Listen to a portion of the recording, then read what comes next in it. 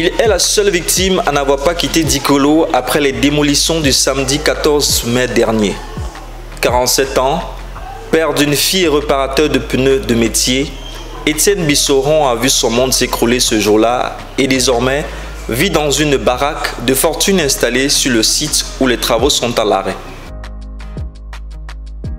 Quelques planches, des pièces de meubles détachées, quelques feuilles de tôle, des parties de bâches déchirées, des bouts de parpaing détruits et des pneus, voilà ce qui fait son nouveau domicile.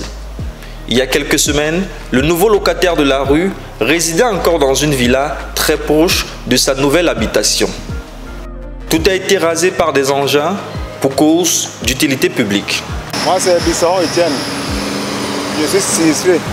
Pour ne pas dire déguerpi, parce que bon, quand on parle de déguerpi, c'est une procédure que l'administration engage pour pouvoir déguerpir les gens de la manière la plus bonne, la plus viable, la plus efficace, la plus officielle.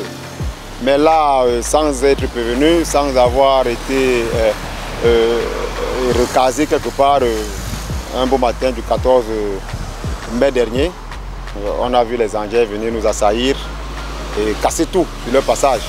Alors que tous les autres habitants ont décidé de trouver refuge ailleurs, avant que la question des indemnisations ne soit résolue, Étienne ne veut pas bouger. Qu'est-ce que je fais ici, madame? Je n'ai pas où aller. Depuis qu'on nous a cassé, je suis là. Et je vous assure que mieux vaut être ici, où je suis là maintenant, que d'être couché dans une chambre avec sa fille qui est avec son copain sur le lit. Comme c'est-à-dire que le font beaucoup parce qu'ils n'ont pas où aller. Ça, c'est là où ces casses nous ont entraînés. Cette décision nous ont entraînés. Vous voyez le déshonneur? Un papa qui a sa fille, qui a son copain, qui dorment dans une chambre, papa est à terre. Le copain qui n'est même pas marié, la fille est sur le lit. Un papa qui avait tout bâti ici. Est-ce que vous pouvez imaginer le choc émotionnel? Vous pouvez imaginer? Choc moral, ce que ça cause, ce genre de destruction. Il y a des gens qui sont à l'hôtel, qui payent là-bas. Qui payent? Il y a les filles, les mamans qui dorment chez leurs filles, avec des nièces, des petits-enfants, dans des chambres. Alors qu'ils avaient des situations ici. Moi, j'avais une situation. Vous croyez que je suis content d'entrer là comme un drap? Vous m'avez vu, non? Vous voyez là où je suis? Je ne peux même pas mettre un beau drap ou bien un beau matelas parce que à chaque fois que je tourne le dos, il y a les gars qui rôdent, les ramasseurs de fer. Or, le peu de trucs qu'il y a ici, on m'a dit, quand je tourne le dos, un truc part. Dès que je tourne le dos, je reviens, un truc part. Donc, vous voyez, vous pensez que je suis content d'être là?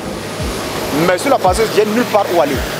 L'argent que j'avais mis sur le pneu, on l'a tout détruit, donc pour le que je prenne l'argent où?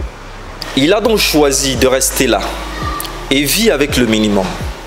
Ici, il n'y a pas d'eau courante, pas d'électricité, pas de toilette. Étienne survit. Comme vous voyez, comme un rat, j'entre comme un rat, je ressors comme un rat, tous les jours. Je suis là par la grâce de Dieu.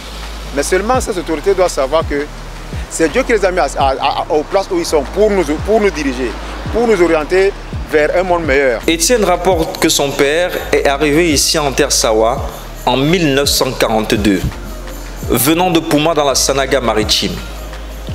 Pour lui, les autorités ne devraient pas permettre que la dépossession initiée ait lieu, car la paix au Cameroun en dépend. En train de se passer avec vous qui êtes là à Yaoundé, comme vous ne voulez pas la paix, comme vous ne voulez pas nous diriger comme se doit, l'Éternel vous vomit en ce moment. Sachez-le, mais vous pouvez vous rattraper. Il y a possibilité de vous rattraper, donc arrangez tout comme se doit. Autrement, le bain de sang qui va entrer dans ce pays, vous ne pourrez pas l'arrêter. Parce qu'il y en a déjà là-bas au nord, au sud-ouest, que vous avez causé. Ça donne ce que c'est en train de donner depuis la nuit de temps. Les gens souffrent, les gens meurent, les militaires, nos frères anglophones meurent là-bas. À cause de vous. Ça, il faut le savoir. Et voilà ça qui est en train de vouloir encore arriver ici. Voilà ça. On est en train de vous prévenir. Nous, par exemple, on peut apporter les armes, mais sachez que si un truc pareil arrive avec la façon qui est là, ça peut pousser à quelqu'un d'aller porter l'arme n'importe où pour faire n'importe quoi qu'il n'avait pas prévu. Voyez-vous même là où quelqu'un vit. Et des mois comme ça, il y en a pêle-mêle partout. Donc faites très attention. Ne faites pas comme Pharaon. Lâchez les biens du peuple. Dirigez bien le peuple. C'est ce que le Seigneur veut dans ce pays. Autrement, ça va barrer. Quand ça va barrer, je vous assure.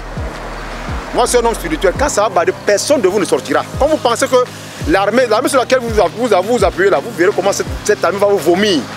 Parce que cette armée vous voit. Elle vous note, le peuple vous voit, le peuple vous note. Le moment venu, personne ne sortira de ce pays. Vous verrez ça comme ça. D'ailleurs, M. Oumniobé, qui avait lutté pour la soi-disant indépendance que nous avons, parce que vraiment il n'a pas obtenu même l'indépendance qu'il voulait avec son groupe. Mais le peuple là qu'on a, lui-même avait dit qu'au dernier jour du règne du deuxième président de la République, il y aura le sang, les explosions de sang, il y aura des bruits de guerre, la guerre un peu partout. Mais vous pouvez arrêter ça.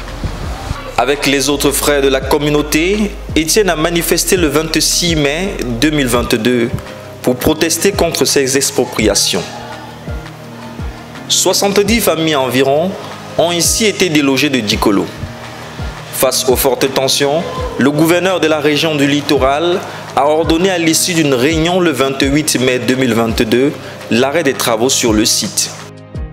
La commission ad hoc constituée pour établir les vérités sur ce déguerpissement devait rendre sa copie le 30 juin 2022.